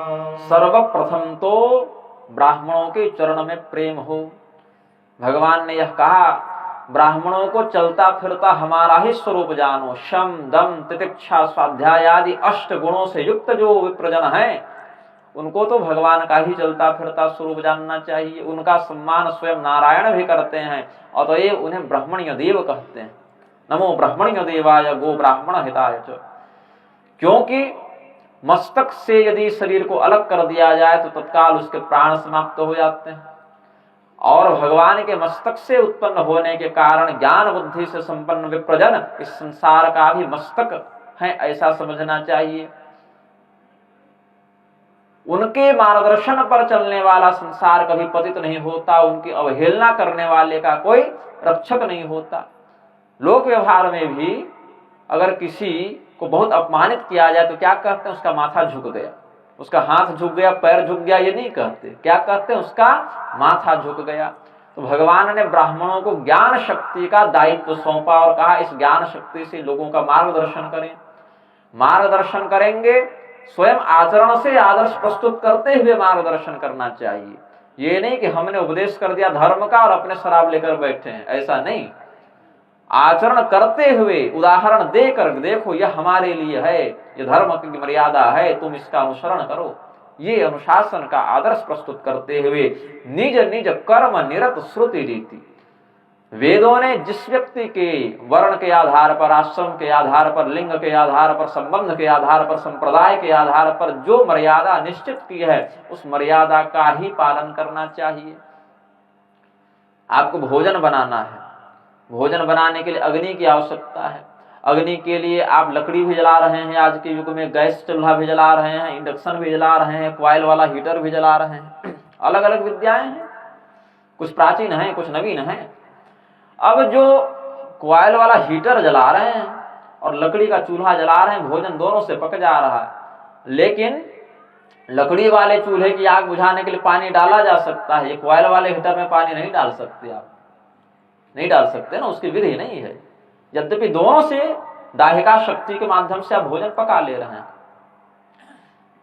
पेट्रोल से लगी आग को बुझाने की और विधि है, बिजली के शॉर्ट सर्किट से लगी आग को बुझाने की और विधि है, किसी के मन में वाग बाणों से लगी आग क्रोधाग्नि, उसको बुझाने की अलग विधि है, काम वासना के वशीभूत होकर जली कामाग्नि को बुझाने की अलग विधि है, पेट में लगी आग, भूख की आग जठराग्नि, उसको बुझाने की अलग विधि है। तो विधि के आधार पर जिसके लिए जो मार्ग कल्याणकारी है, देखना पड़ेगा कि पेट्रोल इंजन है कि डीजल इंजन है कि इलेक्ट्रिक गाड़ी है कि हाइड्रोजन से चलता है, क्या है। अगर उसकी विधि के विपरीत जाकर आपने कार्य किया तो वह सफल नहीं होता, विपरीत परिणाम को जन्म देता है। और यदि विधि पूर्वक कार्य किया तो उसके संपूर्ण फल को आप प्राप्त कर सकते हैं। इसीलिए वेदों ने ब्राह्मण, क्षत्रिय, वैश्य, शूद्र, स्त्री, पुरुष, ब्रह्मचारी, गृहस्थ, वानप्रस्थ, संन्यास, इन 10 प्रधान आश्रम, लिंग, वर्ण आदि के भेद से 10 प्रधान विभागों में जो समाज कर्मानुसार, प्रारब्धानुसार विभक्त है, उसमें जिसके लिए जिस कर्म का मार्ग उपदिष्ट किया गया है, जैसे दूध बेचना एक कर्म है, दूध का व्यापार करना एक कर्म है, इसको क्या कहेंगे? धर्म है कि अधर्म है? दूध बेचना धर्म है कि अधर्म है? ऐसे नहीं कहा जा सकता। क्या है? ब्राह्मण यदि दूध का व्यापार करे तो अधर्म है, वैश्य वर्ण का व्यक्ति दूध का व्यापार करे तो धर्म है। ये वेद की मर्यादा हो गई। अश्वमेध यज्ञ करना धर्म है कि अधर्म है? ऐसे देखकर तो लगता है कि धर्म है, लेकिन क्षत्रिय करे तो धर्म है, शूद्र या ब्राह्मण करे तो अधर्म है। सौत्रामणि यज्ञ करना धर्म है कि अधर्म है? ब्राह्मण करे तो धर्म है, क्षत्रिय करे तो अधर्म है। दंड संन्यास धारण करना धर्म है कि अधर्म है? उचित वैराग्य की संपुष्टि होने पर ब्राह्मण करे तो धर्म है, अन्य वर्ण वाले करें तो अधर्म है। इस प्रकार से समझना चाहिए कि कौन से वर्ण के लिए, कौन से आश्रम के लिए हल चलाना, कृषि इत्यादि करना वैश्य शूद्र आदि के लिए विहित कर्म है, उनके लिए धर्म है। ब्राह्मण के लिए हल चलाना जब तक बिल्कुल आपत्ति न आ जाए, सामान्य स्थिति के लिए अधर्म है, उसको दोष लग जाएगा। तो भगवान ने कहा ब्राह्मण क्षत्रिय वैश्य शूद्र स्त्री पुरुष, ब्रह्मचारी गृहस्थ वानप्रस्थ संन्यास, इन 10 विभागों में जो समाज विभक्त है उसमें वेदों ने जो मर्यादा बताई है उसके आधार पर कार्य करना चाहिए। अपनी पुत्री को स्वयं स्नान कराना पिता के लिए धर्म है कि अधर्म है? बताइए। अब यदि पुत्री साल 2 साल 3 साल की है तो धर्म है, और पुत्री 15 20 25 साल की है तो अधर्म है। वही पिता है, वही पुत्री है, क्रिया भी समान है, लेकिन धर्म भी हो गया और अधर्म भी हो गया। अगर बेटी 1 2 3 साल की है तो पिता उसको स्नान करा सकता है, इसमें कोई दोष नहीं। और वही बड़ी हो गई तो वही पुत्री का वही कृत्य पिता के लिए अधर्म हो जाएगा। तो एक ही संबंध भी हो, क्रिया भी एक भी हो, तो काल के भेद से वह क्रिया धर्म या अधर्म का स्वरूप धारण कर लेती है। अपनी ही पाणिगृहीता पत्नी के साथ एक आसन पर बैठना यदि शुद्ध अवस्था में है तो धर्म है, अशुद्ध अवस्था में है तो अधर्म है। तो क्या धर्म है क्या अधर्म है, इसके विषय में स्मृति पुराणों ने वेद मर्यादा के अनुसार बहुत स्पष्ट बातें कही हैं। और जहां बिल्कुल स्पष्टतया बातें न कही हों वहां विप्रतिपत्ति मीमांसा से अपने पूर्वजों के कुल के आधार पर, क्षेत्र के आधार पर सदाचार का गुरुजनों के आदेश से पालन कर लेना चाहिए, लेकिन मनमानी नहीं करना चाहिए। इसमें हम यही मानेंगे, यही करेंगे, ऐसा ही होगा, नहीं होगा तो ग्रंथ जला देंगे, नहीं होगा तो दंगे कर देंगे, नहीं होगा तो कानून बदल देंगे। तो 50 60 70 साल पहले आई व्यवस्था अनादिकाल के सनातन में हस्तक्षेप करेगी तो प्रकृति व्यवस्था को बदलेगी, उसके चक्कर में धर्म थोड़ी बदल देगी। प्रकृति आसुरी शक्तियों की सत्ता को, आसुरी हस्तक्षेप को परिवर्तित करती है। उनके चक्कर में 100 150 साल पुराने संगठन एनजीओ के चक्कर में धर्मशास्त्रों को नहीं बदलती प्रकृति, उसका दुष्परिणाम हस्तक्षेपकों को भोगना पड़ता है, धर्मानुशासन में चलने वालों को नहीं। तो क्या कहा भगवान ने? सर्वप्रथम तो विप्रजनों के चरणों में अनुराग रखते हुए जो जिस वर्ण का है, आश्रम का है, लिंग संबंधादि से युक्त है वह अपने कर्तव्य का पालन करे। जब वह कर्तव्यनिष्ठ होकर कर्म करता जाएगा तो एक समय ऐसा आएगा जब उसके अंदर वैराग्य का उदय होने लगेगा। वैराग्य के उदय के बाद उसमें भगवत धर्म के प्रति, भगवान को प्राप्त करने के प्रति रुचि जागृत होगी, अनुराग जागृत होगा। उस अनुराग के फलस्वरूप मेरी कथा को सुनेगा, मेरी पूजा करेगा, मेरे व्रतों को करेगा, मेरे नाम का संकीर्तन करेगा। फिर क्या होगा? संत चरण पंकज अति प्रेमा, संत चरण पंकज अति प्रेमा, मन क्रम वचन भजन दृढ़ नेमा, मन क्रम वचन भजन दृढ़ नेमा, गुरु पितु मातु बंधु पति देवा, गुरु पितु मातु बंधु पति देवा, सब मोहि कह जाने दृढ़ सेवा, सब मोहि कह जाने दृढ़ सेवा। संत जनों के चरणों में अत्यंत प्रेम। संत कौन? ब्राह्मणा श्रुति शब्दाश्च देवानां व्यक्तमूर्तयः संपूज्या ब्रह्मणा हेतास्तेन शन्तः प्रचक्षते। संत शब्द का पुराणों ने बड़ा सुंदर अर्थ बताया। वेदों के मंत्र, वेदों के तात्पर्य, उनके रहस्य, परब्रह्म का रहस्य, परब्रह्म का रहस्य वेद मंत्रों के रूप में प्रकट हुआ है। परब्रह्म का ज्ञान वेद मंत्रों के रूप में प्रकट हुआ है। इसीलिए ब्रह्मदेव ने उनको श्रुति ब्रह्म कह के पहले उनका सम्मान किया, समादर किया। अपौरुषेय वेदों का, वेदों के वे ब्रह्म ज्ञान संबंधी रहस्य ब्रह्म तत्व संबंधी रहस्य जिनके हृदय में नित्य वास करते हो, ऐसे व्यक्तियों को संत कहा जाता है। वेश से संत नहीं कहा ना, वो तो काल्य में रावण भी वेश दृष्टि से संत ही थे। वेदों का ब्रह्म तत्व विषयक रहस्य जिनके चित्त में नित्य वास करता हो, उसी को संत कहते हैं। ऐसे संतों के चरणों में अत्यंत प्रेम हो जाता है। भगवान से प्रेम करना अधिक बड़ी बात नहीं, भगवत भक्तों से प्रेम करना बहुत बड़ी बात होती है। क्योंकि हम देखें, अरे हम तो बड़ा पूजा पाठ कर रहे हैं, ये सामने वाला हमसे भी अधिक कर रहा है, तो जलन होगी, ईर्ष्या होगी। वो नहीं, हमारे 10 चेले हैं, इसके 100 चेले हैं, मैं 10 एकड़ के मठ का महंत हूं, ये 100 एकड़ के मठ का महंत है। नहीं, ये ईर्ष्या भक्ति में बाधा उत्पन्न करती है। भगवान से जितना प्रेम हो, उससे कहीं बढ़कर भगवत भक्तों के प्रति प्रेम हो, तो जानो कि उसकी भक्ति सही मार्ग पर चल रही है, उसकी भक्ति पुष्ट हो रही है। और कहा गुरु पितु मातु बंधु पति देवा, त्वमेव माता च पिता त्वमेव का जो भाव है, गुरु माता पिता बंधु पति इत्यादि जो भी संबंध हैं, वो भगवान ही हमारे हैं, ऐसा समझना चाहिए। अब समस्या क्या है, हमारे माता पिता घर में भूखे पड़े हो, हम कहें आप क्या माता पिता, हमारे माता पिता तो भगवान है, त्वमेव माता च पिता त्वमेव। ऐसा नहीं, अपने माता पिता गुरु पति इत्यादि में भी वही भगवान दिखें। उनको भोजन कराते समय, उनकी सेवा करते समय, उनसे जो भी जिसका रिश्ता है, संबंध है, उस कर्तव्य का पालन करते समय भाव बने कि हम इनके स्वरूप में साक्षात नारायण की अर्चना कर रहे हैं। नारायण ही हमारे माता के रूप में इस रूप में आ गए, नारायण ही हमारे पिता के रूप में आ गए, हमारे पति के रूप में आ गए, स्वामी के रूप में आ गए, गुरु के रूप में आ गए। ऐसा भाव रखकर व्यवहार करेगा व्यक्ति, तो उसको पग पग पर लोक कर्तव्यों में भी नारायण सेवा का फल प्राप्त हो जाएगा। यदि परम विरक्त मार्ग का आश्रय लेकर सन्यासी हो गया हो, तब तो भगवान ही माता पिता गुरु सब हैं। लेकिन यदि गृहस्थी हो, तो भगवान ही माता पिता गुरु सब हैं, ये भाव रखना चाहिए। उनके अंदर भगवत दर्शन करते हुए सेवा करनी चाहिए। फिर एक स्थिति आती है जब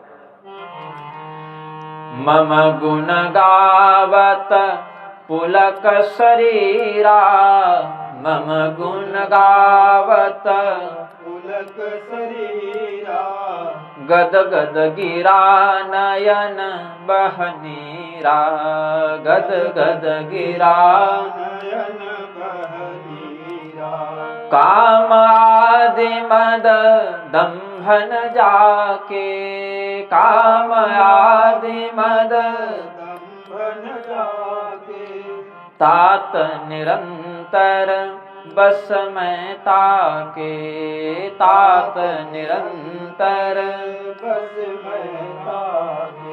हमारे चरित्र का पवित्र गुणगान करते हुए उसके शरीर में रोमांच हो जाता है, उसकी रोमावलियां पुलकित हो जाती हैं, उसके नेत्रों से प्रेम की भक्ति के अश्रु बहने लगते हैं, उसकी वाणी रुंध जाती है। वाग्गद्गदा द्रवते यस्य चित्तं रुदत्य भीक्षणं हसति क्वचिच्च विलज्य उद्गायति नृत्यते च मद भक्ति युक्तो भुवनं पुनाति। लोग क्या कहेंगे, इसका चिंतन छोड़कर देहगत संबंध का जो भय है, संकोच है, उसका परित्याग करके भगवान के लीलाओं का गुणगान करना, नृत्य करना, भगवान का भजन करना, और उस भजन में इतना डूब जाना कि बाहर की दुनिया का कोई होश न रहे, बाहर के जगत का कोई बोध न रहे, रोने लगना, गाने लगना। भगवान ने जहां विरह की लीला की, वहां विरह भाव को धारण कर लेना। भगवान ने जहां कोई आनंददायक लीला की, वहां आनंदित हो जाना। भगवान ने कहीं हास परिहास किया, तो वहां उसी भाव को धारण करके स्वयं हंसने लग जाना। भगवान ने जहां पर क्रोध का प्रदर्शन किया, वहां स्वयं उनके उस भाव से युक्त हो जाना। भगवान की प्रत्येक लीला के साथ तद्भाववत व्यवहार जब स्वभाव में घटित होने लगता है, तो हे लक्ष्मण तात निरंतर बस मैं ताके। ऐसे काम क्रोध मद लोभादि से जिसका चित्त पहले व्याप्त था, वो काम क्रोध मद लोभ हट गए, उसमें अद्भुत भगवत भक्ति जब इस स्थिति में हो जाएगी, तो मैं स्वयं उसके वश में हो जाता हूं, ये भगवान ने कहा। अब इस सत्र को हम पूर्ण करते हैं एक दोहा के साथ, जो भगवान का अंतिम उपदेश दोहा के रूप में गोस्वामी जी लिखते हैं। वचन कर्म मन मोरि गति, भजन करहि निष्काम, तिन्हके हृदय कमल महु करौ सदा विश्राम। भगवान क्या कहते हैं? यद्यपि भगवान सबके हृदय में हैं, ईश्वर सर्वभूतानां हृद्देशेर्जुन तिष्ठति भ्रामयन् सर्वभूतानि यंत्रारूढ़ानि मायया। यद्यपि भगवान प्रत्येक जीव के हृदय में वास करते हैं, लेकिन वहां काम क्या करते हैं? जैसे कोई कठपुतली नचाता है वैसे भगवान नचाते रहते हैं, विश्राम नहीं करते। विश्राम कहाँ करते हैं? मन से, कर्म से, वचन से, कायिक, वाचिक, मानसिक हर विधा से जितनी क्रियाएं होती हों उन क्रियाओं में मेरी भक्ति का, भजन का समावेश करे और निष्काम भाव से करे। ये नहीं कि भक्ति कर रहे हैं तो हमें कुछ चाहिए, मोक्ष तक की कामना जिसके अंदर न हो, कुछ चाहे ही नहीं, उनके हृदय कमल में हम वास भी करते हैं और विश्राम भी करते हैं। वहां हम कठपुतली जैसा नहीं नचाते उसको, यंत्रारूढ़ानि माया वहां काम नहीं करती। वहां भगवान कहते हैं करहु सदा विश्राम। तो लक्ष्मण जी को जो यह तत्वबोध उपदेश भगवान ने किया, भगवान लक्ष्मण तो 5 मिनट में समझ गए, हमने आपके ऊपर 1.5 घंटा समय दिया, तो आशा करते हैं कि इसमें जितने सूत्र बताए गए होंगे उसमें पूरा रुपया नहीं लेकिन 10 पैसा तो समझ में आना चाहिए अभी, और घर जाते जाते 1 पैसा तो याद रहना चाहिए, क्योंकि पुराणांते श्मशानांते मैथुनांते तो यामते सामतिश्चेत सदा तिष्ठेत कोनम उच्चेत बंधनात्। श्मशान से किसी को जलाकर व्यक्ति लौटे उस समय, स्त्री से रमण करके निवृत्त हो उस समय, और कथा सुनकर तुरंत उठे उस समय जो बुद्धि निर्मल रहती है, जो वैराग्य एक व्यक्ति का भाव उत्पन्न होता है, वो सदैव बना रहे तो कौन फंसेगा फिर। अभी उठने के समय आपके मन में जो ज्ञान रहे उसका कुछ भाग भी घर जाकर भी सुरक्षित रहे और व्यवहार में दिखे भी, तो ये आयोजन सफल माना जाएगा, सार्थक माना जाएगा, 41वां वर्ष सफल माना जाएगा।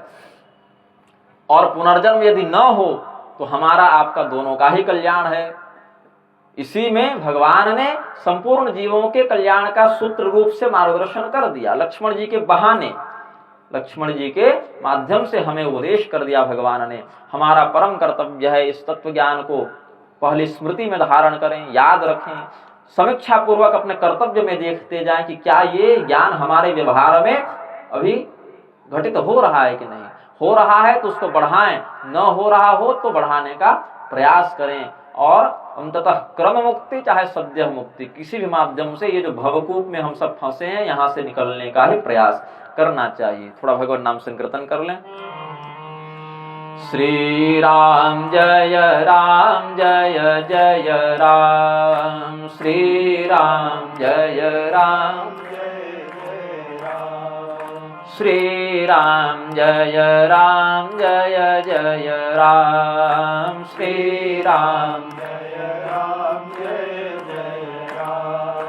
जय जय विघ्न हरण हनुमान, जय जय विघ्न हरण हनुमान, श्री राम जय राम, जय जय राम, श्री राम जय राम, जय जय राम, कौशल्या के प्यारे राम, कौशल्या के दशरथ राज दुलारे राम, दशरथ राज दुलारे राम, सीता प्राणय धारे राम, सीता प्राणय धारे राम, श्री राम जय राम, जय जय राम, श्री राम जय राम, श्री राम जय राम, जय जय राम, श्री राम जय राम, जय जय। प्रेम से बोलिए आनंद कंद भगवान।